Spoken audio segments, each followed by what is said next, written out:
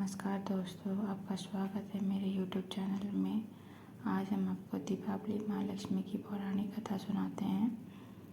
एक बार सनत कुमार ने ऋषि मुनियों से कहा, महानुभाव, कार्तिक की अमावस्या को प्रातःकाल स्नान करके भक्तिपूर्वक पितर तथा देव पूजन करना चाहिए।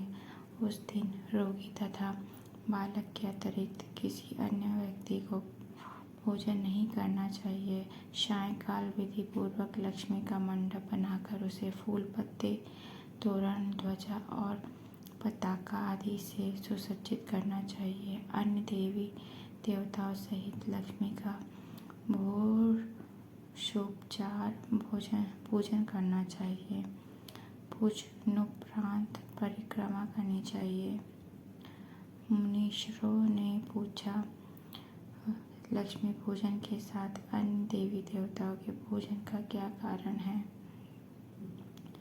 सनत कुमार जी बोले, लक्ष्मी जी समस्त देवी देवताओं के साथ राजा बलि के यहाँ बंधक थी। तब आज ही के दिन भगवान विष्णु ने उन सबको कैद से छुड़ाया था। बंधन मुक्त होते ही सब देवता लक्ष्मी जी के साथ जाकर क्षीर सागर में सो गए।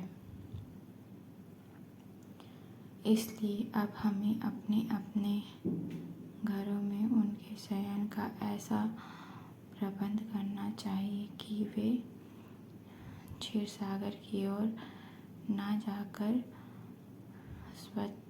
स्वच्छ स्थान और कोमल छाया पाकर यहीं विश्राम करें।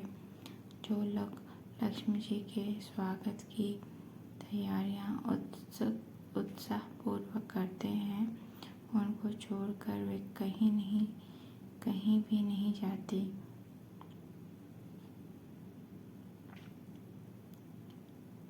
रात्रि के समय लक्ष्मी जी का आवाहन और विधि पूर्वक पूजन करके उन्हें विविध प्रकार के मिष्टान का नैवेद्य अर्पण करना चाहिए। दीपक जलाने चाहिए। दीपकों को सर्वनिष्ठ नैवेद्य हेतु अपने मस्तक पर घुमाकर चौराहे या श्मशान में रखना चाहिए। राजा का कर्तव्य है कि नगर में ढिंढोरा पिटवाकर दूसरे दिन बालकों को अनेक प्रकार के खेल खेलने की आज्ञा दे। बालक क्या क्या खेल सकते हैं, इसका भी पता करना चाहिए। यदि वे आग जलाकर खेलें और उसमें ज्वाला प्रकट न हो तो समझना चाहिए कि इस वर्ष भयंकर अकाल पड़ेगा।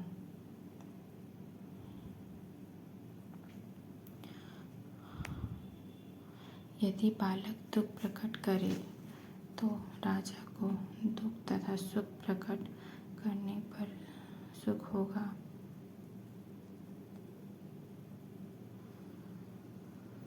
यदि वे आपस में लड़े तो राजा युद्ध होने की आशंका होगी।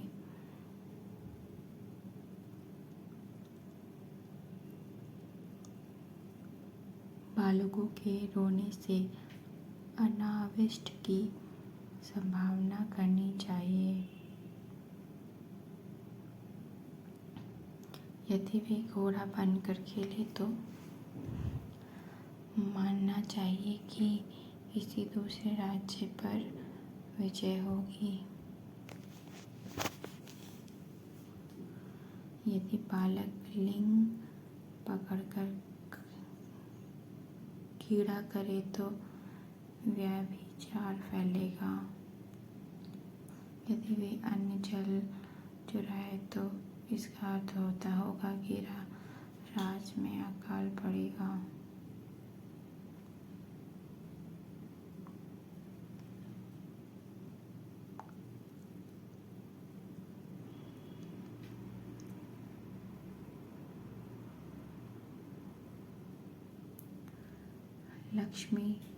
महालक्ष्मी जी की पौराणिक पौराणिक कथा समाप्त होती है।